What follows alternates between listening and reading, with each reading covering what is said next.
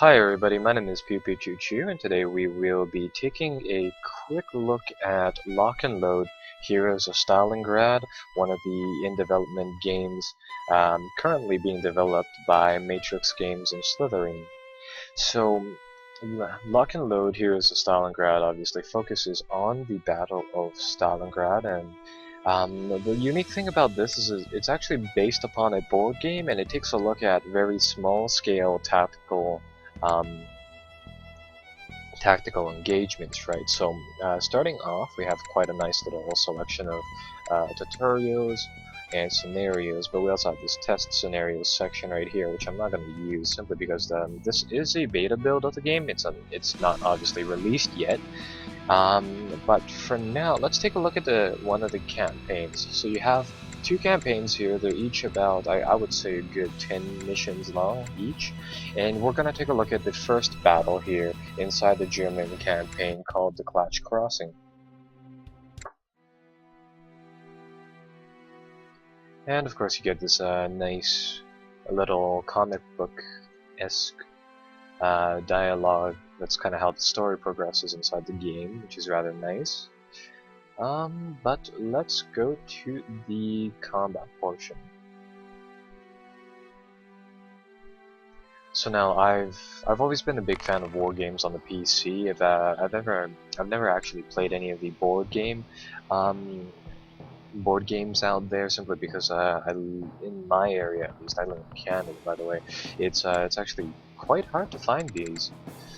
But for now, let's get on started. So first and foremost, it is very small scale unit action. You see here that we start the game off with two squads. We have Lieutenant Klatch and Lieutenant Wirtz, each leading about, let's see, these units are like 2 each. We've got the commander himself and about 8 units inside each squad. And the unique thing about this is that the troops can actually hold different firearms. So for example, this squad right here has a MG42. So now let's go and start working our way up across the map. Our objectives are highlighted on these glowing tiles right here, but it's also listed here. So let's start off with Klatch's men. Now, this game, it has a rather unique command and control system, so I want to move all of my units this turn, but I don't want to do it right now immediately. So let's get Lieutenant Klatch to issue orders to to some of his infantrymen, and let's get them to move here. Alright, so everything is fine. So then we finish this impulse, as it calls it, and what essentially these rounds are inside a turn is that it's essentially more onto the I go you go system, where we can move one of our units forward. The enemy takes a sub turn, and then we can move the majority of our units forward. See, this was the thing that I was trying to wait for. I didn't want to expose all my troops at once, so I kind of moved my troop up with a scouting unit or with an advanced guard up forwards, but it looks like the enemy didn't really do that much damage.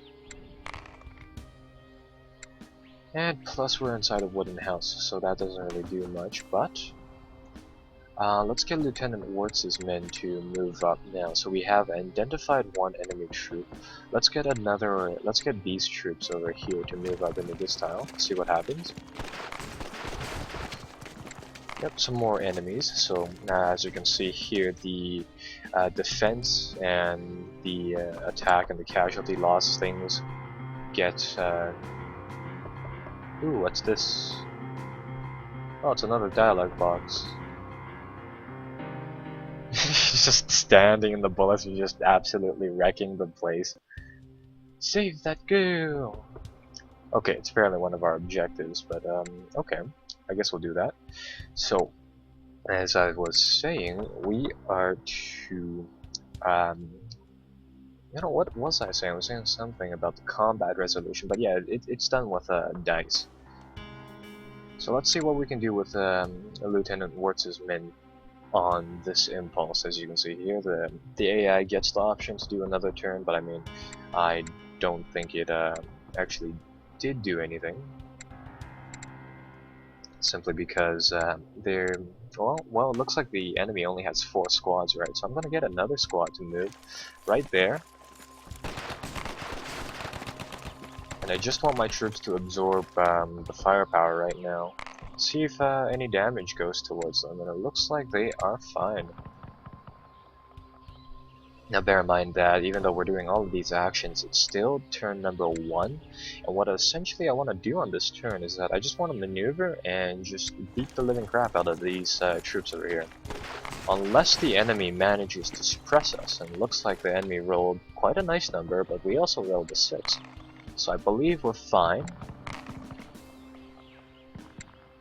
Yep, we're fine for now, and I just want to move inside the hex, and you can see here that we can actually begin a melee attack. Let's start that melee attack.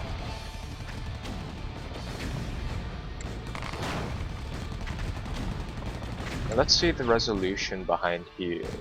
So it looks like we started a brawl inside that house. We assaulted it, but it looks like the defense still stayed alive, and our troops are also alive. So I guess they didn't really hit each other. It was just more or less a smoke and mirrors type of thing. And now there's a few more rounds of combat to be done, but that's alright. It looks like that brawl is restarted. Since the enemy rolled and got initiative that turn, it looks like we're gonna have to wait out the brawl. Normally, I think if you get initiative, you can really decide on what action to commence. But for now, we finished that fight, eliminated the enemy troop, and our troops and our soldiers here are back in action. So let's get Lieutenant Wirtz here to actually. Let's get these troops with the MG42. Nope, actually, no. Huh. How should I do this? How should I do this? Now, with the MG42, it gets the squad 2 more firepower, and it increases their range by 9. So, if we hover over the German infantry squad, we can see that they have a firepower of 1, a range of 9, a movement of 4, and a morale of 5, and that's all listed on the scorecard here. And Wirtz has a leadership of 1 and a movement of 6. So we have 3 targets here. We have one Russian soldier with a DP-28, a machine gun, a light machine gun. We have one guy here with a rifle, and we have Lieutenant Smirnov here with a second squad of guys covering the river crossing. What should we do? What should we do? Let's get these guys to move up. And just hope that we roll consecutively high numbers to keep our squad alive. And it looks like they are alive, although they're shaken up. That's alright though. That's perfectly fine, in fact. Another impulse. Let's get our troops to... Yep. Let's get our troops, along with Lieutenant Wirtz, to suppress this gun. German squad cannot fire. That might be a problem, but then again were just inside a melee. Ah, that's why. So it looks like they're gonna have to sit still. Let's get Lieutenant Wirtz to try to spot the enemy over here. Roll the 3, spotted the enemy over here, this is perfect. And then let's get the MG42 squad. Actually, let's get all of Lieutenant Klatch's men to put some fire onto the enemy here. Let's see what happens to the squad. So, it looks like we fired upon that squad. They are now suppressed. It looks like most of the enemies are shut down. So we're gonna move our troops forward and hopefully assault that lone man inside there with this squad. Do they have any more movement points? Yes, they do. Perfect. Removing helpless Soviet units. Ah, maybe since they were shaken up, it looks like we don't actually have to go into a brawl and actually, beat the living crap out of them. We just, I guess we take them over and they surrender. That's kind of cool. And well, as you can see there, our squad remains shaken. This game does have quite a large focus on the command and control side of things, so we do need a leader to re-rally these 2 men over here, just kind of out in the middle of the road. They don't move back without our command. But we have been making good ground. Two of the, or rather half of the enemy force is already dead. What should we do? What should we do now? Let's see. Well, let's get Klatch to order one of his squads, unselect all, grab one of these guys, and they're gonna be the poor unlucky souls that have to run across the wall of fire. Let's hope we roll some good numbers, and we did. Hopefully they take even more fire from this guy. It's always good when they can only fire once, so thank you, anonymous German soldiers. You have soaked up the bullets for the rest of the people. Now that that's done, we can move Klatch's men forwards and move them into a better location, really. So let's get Klatch's men to all go forwards and rest inside that place. This game is primarily made for people to play hot seat and to play multiplayer. It does have a nice campaign here, as you can see, but ultimately it is meant mostly for playing head-to-head with others. And I'll actually see if I can get a multiplayer partner for this, because as you can see here, the AI right now, it doesn't necessarily take full initiative in using its phases, but then again, it is on its defense, and I'm not necessarily perfectly sure about how that works. Alright, so it's our turn again. Let's get Lieutenant Klatch to spot the enemy. You always need to do this because you do lose contact with the enemy if they don't shoot after a while. You know, it's just to make sure. And it looks like he failed to spot anything, so we're gonna have to go with Plan B. Pass the control around, and get one of our guys to run up. I'm actually really surprised we haven't taken any losses yet, despite me telling these troops essentially to just run out of cover. And you too, you will run as well. There you go. They should be fine. Let's get this MG to open up on this house. Put some bullets on them, see if they get suppressed. And it looks like Lieutenant Smirnov is suppressed, so that is pretty good. Down here inside the control panel, you'll notice that I have quite a lot of different buttons. Inside this particular scenario, we don't see all too many of the in-depth, the support weapons located inside the game, like mortars and MG42s and all that. And I think we'll cover that later on, inside another episode. There we go, another successful assault. With plenty of time left, it looks like we've already secured this side of the river, and quite possibly we only need to eliminate Smirnov's little detachment over there. I'm gonna try to rally these troops again, but they probably cannot. Yeah, they can't really. They cannot do that. Looks like the Russians played a special card to try to rally their men, but unfortunately they could not. Oh, no, they could. There we go. So once again, let's try to bait out some fire from the Russians. Let them shoot at that guy for a little bit. Did we suffer any casualties? Shaken hero generation. Ooh, a hero emerges. So, it is kind of called Heroes of Stalingrad for a reason. You can generate heroes, essentially individuals of great... Oh no, did the hero die immediately after he... No, he's here. So, you can generate heroes out of a few things like taking... or being shot at, and let's see this guy. Each hero has one of these different cards. This one last time. This card can only be played one time in a scenario. All units may attempt to rally even if not stacked with a leader or a hero. So what essentially that can do for us is that if we play the skill card from this menu, we can rally the troops back here even though they they are not near one of our commanders, so Lieutenant Klatch doesn't necessarily have to run back now to rally these units. In fact, he can move his troops forward for an assault, which is rather nice. Now let's see what we should do. Let's get Captain Koch to move his men down the road like that. Let's get Lieutenant Wirtz to move to the girl, the civilian that was supposed to escort. So let's do something like that. And in theory, we should be able to pick up this DP-28 if we have another squad, but unfortunately we don't, so oh well. Just gonna do that to cap out both of these objectives and finish that phase.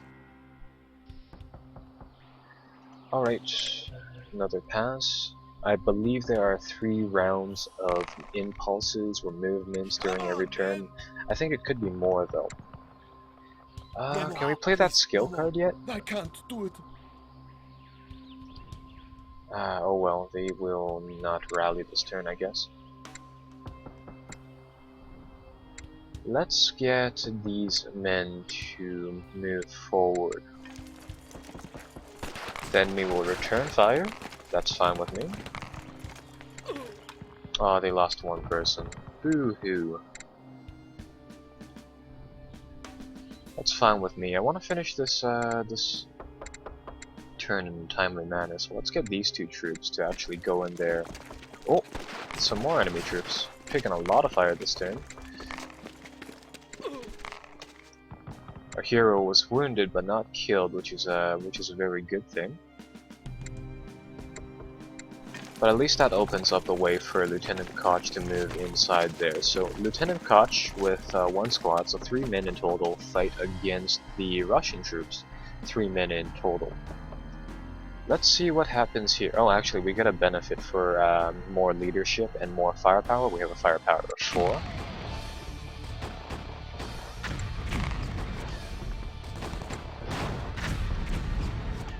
And I think, yeah, that killed, yeah, it killed the Russian squad, but it looks like Lieutenant Smirnov is alright, but he's been taken prisoner. So that's alright.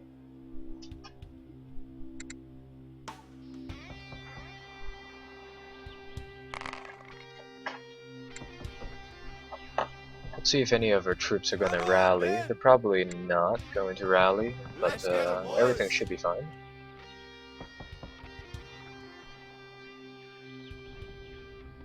And these troops still cannot rally because they're not near commander.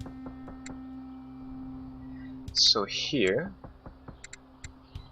let's see what we can do. So we have 2 units right here who can make a charge inside. That's a little risky though. So what I think I'll do is I'll actually get Lieutenant Koch. Does Koch need to survive? No, he does not. I know, it's a little... Actually, let's just get the MG42 team to... or 34 team to move over there. They're gonna take fire. That's alright though, they haven't done anything. And we're gonna finish that impulse. And now that there's only 1 troop left, we're actually gonna go and assault them with this group. Unless we can't. Nope. I kind of wanted to assault them with both of the troops, but it looks like only the hero is present. That's kind of odd, but the hero shifts into the favor of the attacker, so it looks like we will be able to win this fight.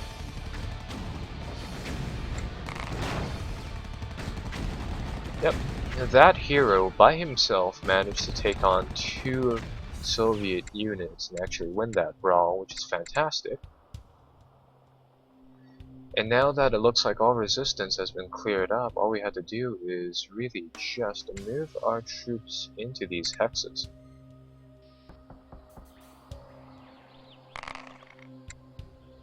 Initiative roll. These troops remain unrallied, but that's alright.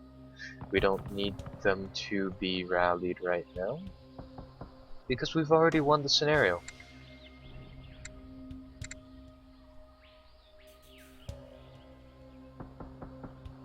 So let's see, let's move these troops back in there. They're going to capture that, alright. Move these troops over there.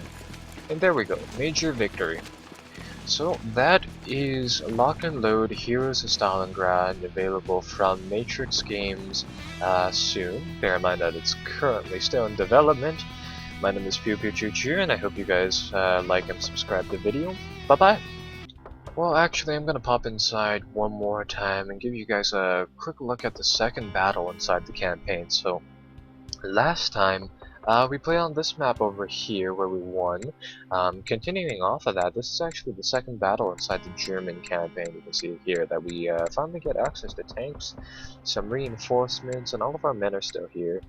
And for the second part, we're actually supposed to advance into this huge village on the well, on the flip side of the map, I guess. It has this kind of neat board game-esque feel to the map, how it's like folded up in 3 different sections. And well, you can see that this is actually a pretty big encompassing game for the scope or the scale. And well, that's kind of all I wanted to share. Bye bye.